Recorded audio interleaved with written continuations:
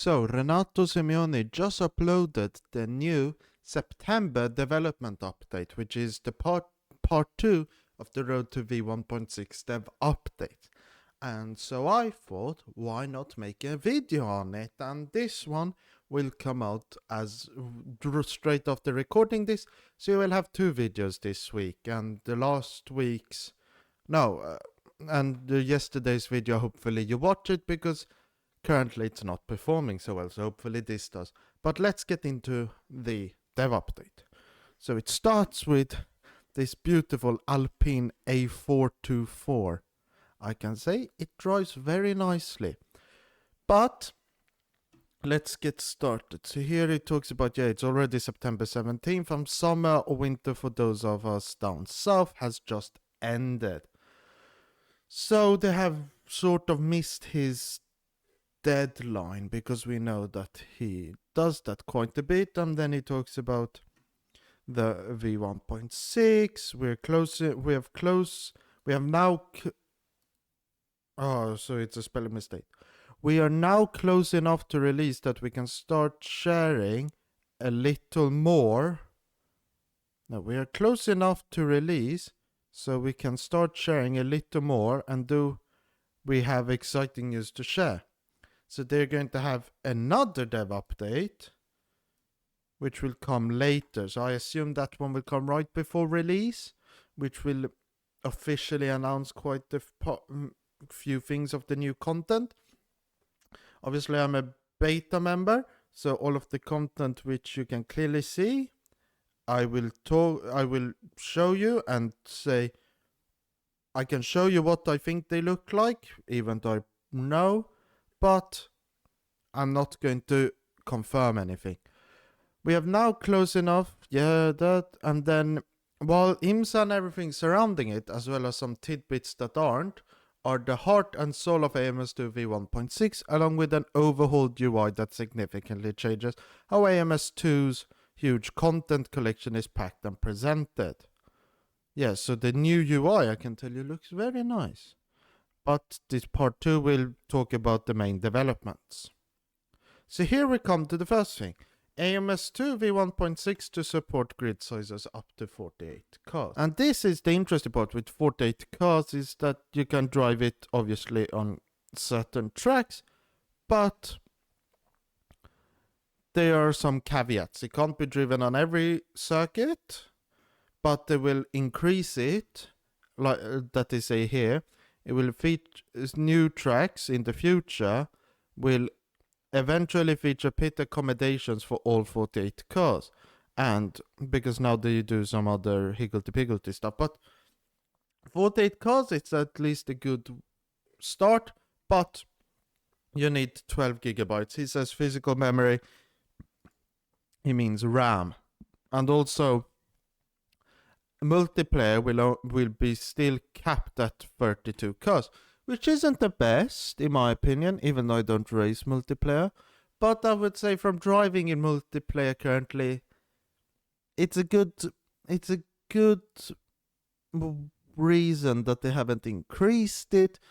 But I think of the LFM comms that they will fix quite a few bugs, so I think it shouldn't be too big of an issue currently, but I see this also getting increased with all of the bug hunting. But still, it's very interesting that we will get 48 cars. So hopefully in the future we can increase it, because if I remember correctly, if I just go up to the Automobilista 2 Steam page, we can find the minimum spec of RAM, which is what you need for 48. So it says here 8 gigabytes of RAM minimum, recommended 16. So I would say that if 16 cars means 4 gigabytes, then I would say if you have 16 cars, it would be, instead of 48 cars, you would have 64, which would be quite a lot. And then 32 will be 96. So hopefully they can maybe decrease the RAM usage. because I've seen people drive it a lot. No, drive with the certain mods which makes things better. And what I mean by better is I mean that you can increase the driver's limit. No, the maximum AI limit, which I hope will also be increased. They have multiplayer development. So now they talk about the multiplayer development that they have collaborations with LFM Low for Motorsports, Just Race, and Racecraft Online. And then, yeah, LFM will start when V1.6 arrives. And why they have these collaborations is because that they won't do these things themselves, so they will let them do it, and they will help improve the multiplayer. And as you can see here, they've already significantly lowered the reduction in vehicle package send rates. What I assume is that that's the amount of data having to be sent, which means, yeah, you have a negligible quality cost and better multiplayer, because you will have less bugs. I think, yeah, because I raced in a few multiplayer tests and that's what happens, which is quite nice, because if they can lower this even more, could mean that you could see higher grids in multiplayer. We'll have to see. And then they have some other new features here. Share setups, reduce cutoff time. And obviously, yeah, while the full impact of these improvements to the multiplayer experience in AMS still remains to be fully gauged once the update is out and contending with the range of demands from different servers with diverse configuration, client numbers, and card/track combos based on ongoing beta tests being run throughout V1.6. Development with both JR, Just Race, and LFM were quite optimistic. The most common issues have at very least been greatly mitigated. So that's good. Here we come to something which I think is really interesting. Well, let's start with the graphics performance look. So you can see here it features the first stage of a substantial graphics overhaul, including revisions to environmental lighting, vehicle materials, along with new and updated shaders, which is very nice, because actually I've taken a few pictures, I'm not allowed to share them, of the beta, and I can tell you that the beta looks a lot better. You might think that it isn't so useful, but in my opinion, the update is very good. And it gives negligible performance impact. But this second part is what I think is very interesting. A secondary stage of the overhaul will take place next year and will delve deeper into the rendering engine in pursuit of further improvements, with anti-aliasing and shadow casting development being prime targets. And why do I think this is interesting? Well, anti-aliasing, I have huge issues with guardrails here when you're driving, because they have very jagged lines, very annoying. Especially I can remember when exiting the pits in Road America, and you need like super sampling or something to get it very good, and that takes a lot of performance. And then the shadow casting, yeah, because the shadow detail doesn't change when increasing or decreasing it, and there's a certain in-programmed but view distance. And what I mean by is that it doesn't change with the setting, but there's a certain length ahead of you where shadows go from very jagged and very bad into very good. And in certain conditions, it's very, very clear when that happens. So maybe it would be interesting to see if you could change that, because I know shadow detail is takes a big performance impact. So maybe they should have like multiple settings, because I think like the base settings should be the same for everyone. So what I mean is that like the settings we have now on performance should be what we also get after all of this, but they should give you more options. And that's why I believe DLSS or SSMA or what, no, not that, but the NVIDIA and the Fidelity FX, how they would be implemented. No, if they would be implemented, that would be good in my opinion, because you have these old PCs who will actually run better, even though this game is very good, very well optimized. And then ray tracing, I would think, would be a cool feature for the people who can take that performance, though I would be a bit cautious with that. I wouldn't spend a lot of resources on adding it. But now V1.6 enhances the visual experience in AMS2 with new details and updated particle effects. In P1, we already covered the improvements to windshields, smoke particles, and extra vehicle lights. And to that we can now add trackside pyrotechnics. So what it means is fireworks. But also, okay, this is a different picture to the previous one he sent a long time ago, but that track I don't believe is in AMS2 yet. So if we go to here and just search, I think that it might look quite a bit like, if I could find a good picture. Okay, I can't find it, but I can talk about the fireworks. It seems to be like it's only on when at the end of the race, which could be a good feature, but also can be a bit weird. Okay, so I can't find the thing, but if we just search here's the track and AMS2, let's see if we can find the picture. Well, it doesn't seem like I can find the one picture, but I can pause the recording and find it for you. Okay, so I found the picture, and here it is, yeah.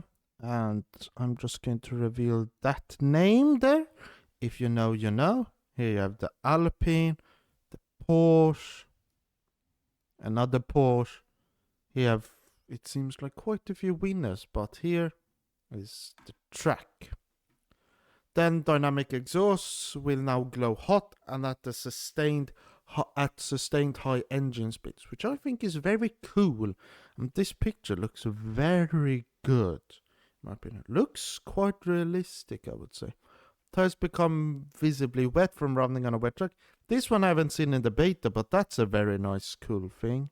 That they shine a bit. But I have a few comments on the reflections here. It looks a bit weird on the person. The person looks a bit too shiny. Furthermore, a wider range of tracks featuring trees in an immediate trackside surrounding now have them in 3D, replacing the old rotating 2D sprites. And this one is Interlagos. Yeah, the trees even get wet on the rain, which you can sort of see, but it looks very good, in my opinion. Then you have wet and live track developments. I was going to show you a onboard of what I think this is, but I can't because it says the name. But if you read a bit and see what other people say, you might figure it out. And now we come to the weather system. And this is a new cool thing in my opinion. New humidity humidity modeling system, which means that humidity will become a new parameter in the actual simulation of how it looks. So vortices and things will be seen, and they will be quite nice in my opinion. And then fog and haze also. Hopefully this also makes them include snow, but I don't think so. So if we just look here slightly, you can see if you saw them a bit here, yeah, there. You can see the vertices. Okay, I will give you some sound then. Okay, do you hear? No, you don't hear. Oh, well. You don't hear, so yeah, but here you will be able to see, yeah, with the highest, greatest speed they come. And on the live track side of things, we have adjusted how lateral and longitudinal forces scale the amount of rubber being laid down in braking and traction zones versus cornering. But also, this also shows, I believe, does this show water or does this show... I'm not sure if this is water or not. Well, all I'm saying is that I don't fully understand what this means. If we see 30 or 5%, 100, is that one? Yeah, 1,500%, and this one is also 1,500. Yeah, it doesn't show a lot, but it seems like I would think that this has more grip, more rubber here. Then I'm going there, whilst this one, you can see it has more, but not as much. So it's more even. That's what I would say. And then evolution of track conditions has changed, saturation levels, and also in terms of track physics, the build-up, evaporation, and dissipation of water on track and the dynamics involved have received many adjustments to better factor track characteristics in those dynamics. 2S's. This includes road inclination, drainage properties, both natural and track specific, and interaction with the cars themselves. Puddles, and this means that puddles don't accumulate as easily or deeply as before, even on older and original tracks where drainage systems are more limited. And I will say that even though the puddles aren't as big, they are very slippery, especially the rubber inline.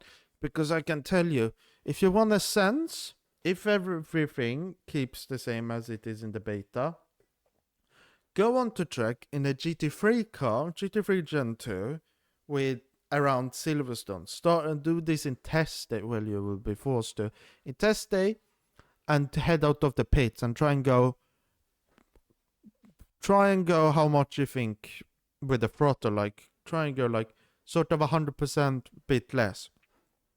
You will notice that you have no grip, and maybe you do as I did and spin 5 times. So the new wet weather line will be very interesting. And this is a cool picture of the McLaren Senna, where you can actually see the feet. I forgot about that it has glass there, but this is a very cool livery in my opinion. And obviously they talk about the new hysteresis and a new tire thermodynamics overhaul, and also brakes have received a new thermodynamic overhaul. But then anything else? Yeah, there is understandable skepticism around the term game changing when it comes to physics development, but there are changes that quite literally fundamentally transform many of these intertwined dynamics without necessarily eliminating the work that came before. Yeah, V1.6 is really, in my opinion, a game changer. It's very nice. And this part I will read out for you because it's very interesting and it's very interesting.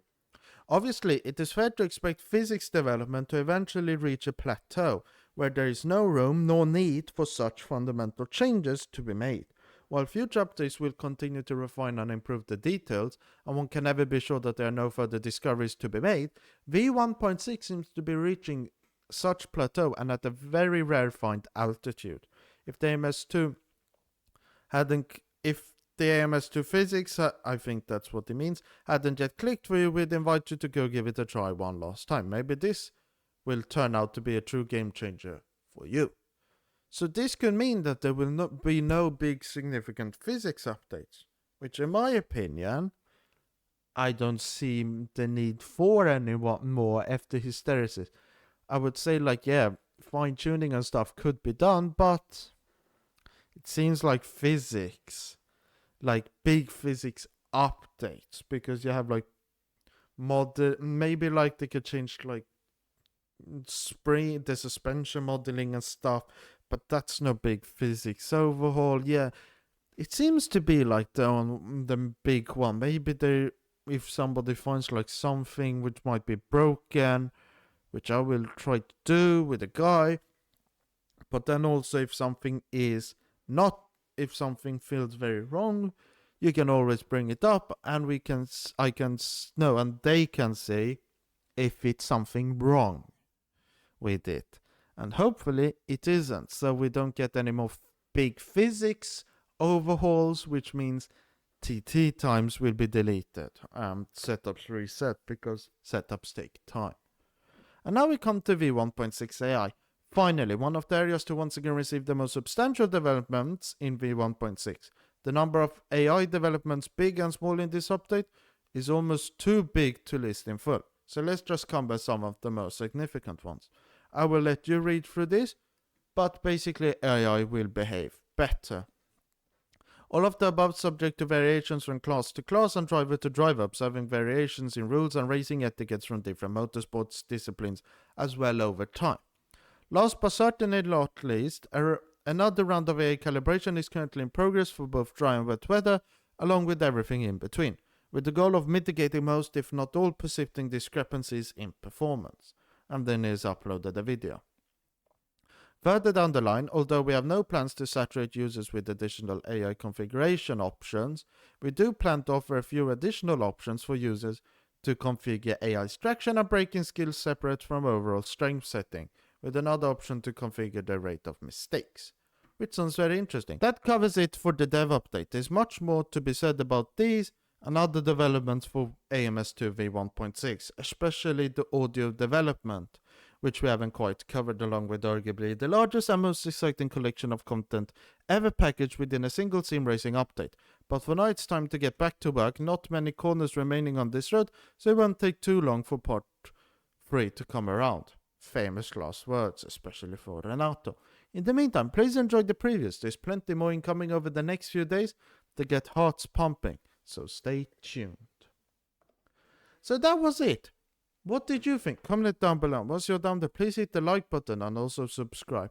And before that, I'm going to tell you that I was going to talk about the new content revealed, but for the sake of not jeopardizing anything related to me and Reiza and me being a beta member, I will only show the content on the screen using the pictures that Renato has sent, but I won't be telling you what they are or showing pictures of the real deal, which is what I wanted to do, but now thinking about it, it's maybe not the best.